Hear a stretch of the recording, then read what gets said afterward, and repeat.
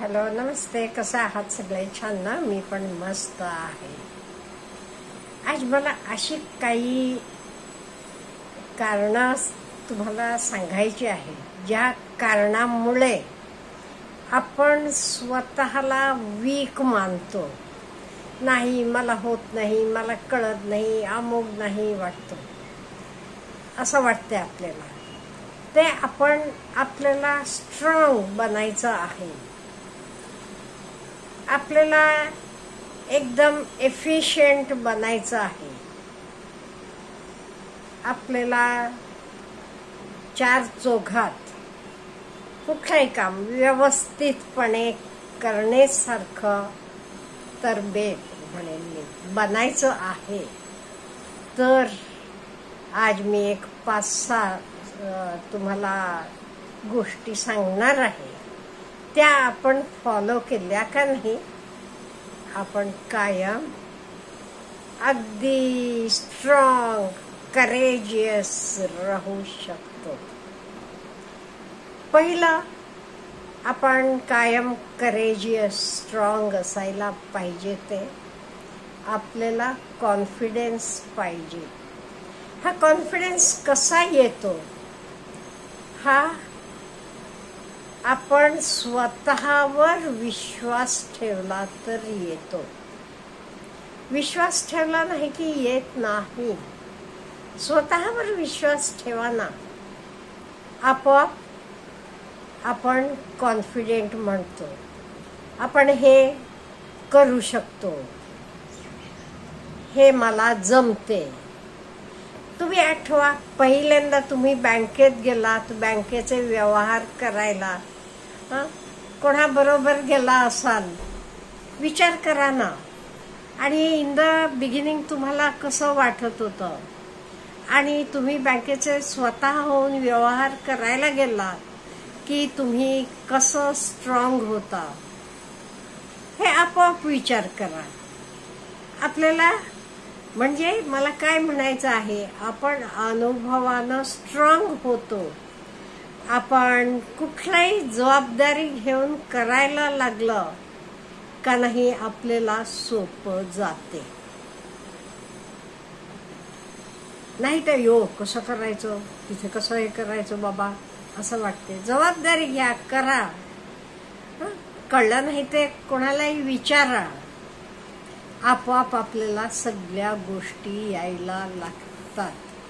त्यामुळे पहिली गोष्ट, आपण जे काही आपल्याला येत नाही वाटते तर शिकून घ्यायचं आणि करत जायचं. नॉलेज घ्या, हवं ते त्याच्याबद्दल शिकून घ्या.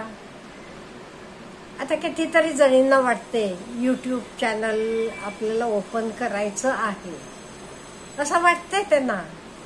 पण त्या कोणी बघितलं नाही ते कसं, ऑन द फर्स्ट डे कसं बघतील? लोकांना तर कळायला पाहिजे ना. करून तर बघा. जमलं नाही ते सोडून द्यायला काही अवघड नाहीये. आणि यूट्यूब चॅनल करायला आपल्याला काही खर्च करावा लागत नाही, इन्व्हेस्टमेंट नाही, काही नाहीये. त्यामुळे जे कोणाला वाटते आपण करावं असं, ते ताबडतोब चालू करायचं. म्हणजे जबाबदारी घ्यायची आणि स्वतःवर विश्वास ठेवायचा. आणि दुसरी गोष्ट, आपले इमोशन्सवर जरा कंट्रोल ठेवायचा. नाही तर आपल्यातले काही लोकांना काय होते, लगेच आपण रागवतो, लगेच रडतो, असं सगळं होते. असं होता कामा नाही. नाही तर ओरडायला लागतात काही लोक. नाही, कोणावरही ओरडायचं नाही, शांत राहायला शिकायचं. हे शांत कधी आपण राहतो? स्वतःवर कंट्रोल ठेवला तर. त्यामुळे स्वतःवर कंट्रोल ठेवायला शिकायचं. आणि आपलं आरोग्य चांगलं ठेवायचं.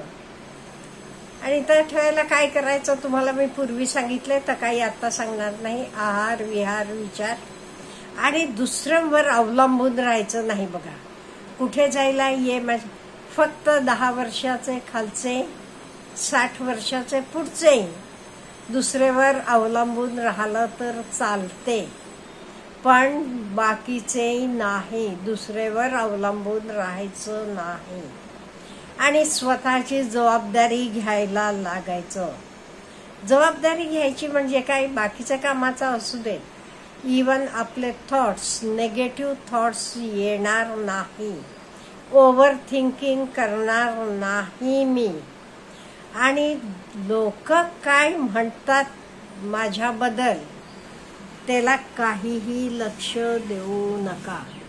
लोक काही म्हणू देत, आपल्याला काय करायचं आहे, आपल्याला जे काही योग्य वाटते तसं आपण वागायचं.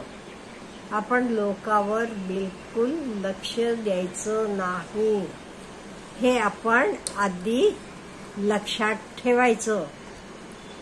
मला योग्य वाटते ना तर मी करणार. आणि कोणी तुमच्याबद्दल काही वाईट बोललं, काही नावं ठेवली तरी इग्नोर करून द्या, सोडून द्या. तुम्ही तुमचे कामावर फोकस करा. अहो, ह्या जगात का नाही सगळीकडे असं चाललेलं असते. कोणी कोणाला वाटेल तर म्हणत असते, प्रत्येकाला वाटत असते मी शहाणा आहे, बाकी सगळ्यांना सर्व काही येते. असं काही नाहीये. आपल्याला सुद्धा कितीतरी गोष्टी येत नसतात प्रत्येकाला. त्यामुळे दुसरा आपल्याला काही बोलला म्हणून आपण काहीही मनाला लावून घ्यायचं नाही. आणि तुम्हाला मी एक सांगू का, आपण सगळ्यांना अगदी खुश करायचे नादाई लागू नका. तर शक्यच नाही सगळे मला चांगलं म्हणावं, सगळे माझ्याबद्दल खुश व्हायला पाहिजे, सगळे माझं कौतुक करावं, शक्यच नाहीये. ह्या जगात 10% लोक तुमचे कौतुक करणारे असतील आणि 20% लोक तुम्हाला नावं ठेवणारे असतील आणि उरलेले 70% लोकांना दे आर लिस्ट बॉदर्ड. ते तुमचं कौतुक पण करत नाही, तुम्हाला नावं पण नाही, दे आर लिस्ट बॉदर्ड असं असते. त्यामुळे ह्याच्या बद्दल तुम्ही बिलकुल विचार करू नका. हा मला हे म्हणतो, तो मला असं म्हणतो, नको काय म्हणते म्हणू द्या. आणि महत्वाचं एक सांगू का नाही मी तुम्हाला, प्रेझेंट मध्ये म्हणजे वर्तमानात आपण राहायला शिकायचं. Live in the present. कधीच जुनं पूर्वी असं होतं, लहानपणी असं होतं, मी लहान असताना असं होतं, आमचे गावात असं होतं, नाहीये. बिलकुल लक्ष द्यायचं नाही. आत्ता काय आहे दॅट इज इम्पॉर्टंट. स्वतःवर आणि प्रेझेंट मध्ये राहायचं. का म्हणजे मी पूर्वी पण तुम्हाला सांगितलेलं आहे, घडून गेलेला तर कॅन्सल चेक त्याचा काही उपयोग नाहीये. उद्या म्हणजे भविष्यकाळ, पुढचं येणारा काळ तर प्रॉमिसरी नोट. आत्ता जे काही आहे तर हार्ड कॅश आहे, तर तुम्ही वापरू शकता. त्यामुळे लिव्ह इन द प्रेझेंट. कधी भूतकाळात जाऊ नका, तसंच वर्तमान काळातही नुसतं रमत बसू नका. आजचा दिवस मी योग्य वापरला का नाही, उद्या माझं चांगलंच होणार आहे, हे तुम्ही शिकून घ्या. Use the present. आता विद्यार्थी असले तर आज तुम्ही अभ्यास व्यवस्थित केला की काय होणार आहे, तुमचं फ्युचर चांगलं होणार आहे. म्हणजे उद्याचा विचार करू नका, आजचा ह्या क्षण तुम्ही योग्य रीतीने वापरा. म्हणजे तुम्हाला उद्याची चिंता करावी लागत नाही. आज तुम्ही केलेलं काम, तुमचं फोकस, तुमचं कॉन्सन्ट्रेशन हे आपोआप उद्याची जबाबदारी घेते. तसं ह्या सगळ्या गोष्टी आपण वापरल्या का नाही, आपण स्ट्रॉंग बनतो आणि आपण रडत बसायची वेळ कधीच येत नाही. कोणावरही येत नाहीये. मग तुम्ही गरीब असा, तुम्ही लहान असा, मोठे असा, कोणी असा, हे एवढे तुम्ही टिप्स वापरा म्हणजे तुम्ही कायम स्ट्रॉंग बनता. Have a good day.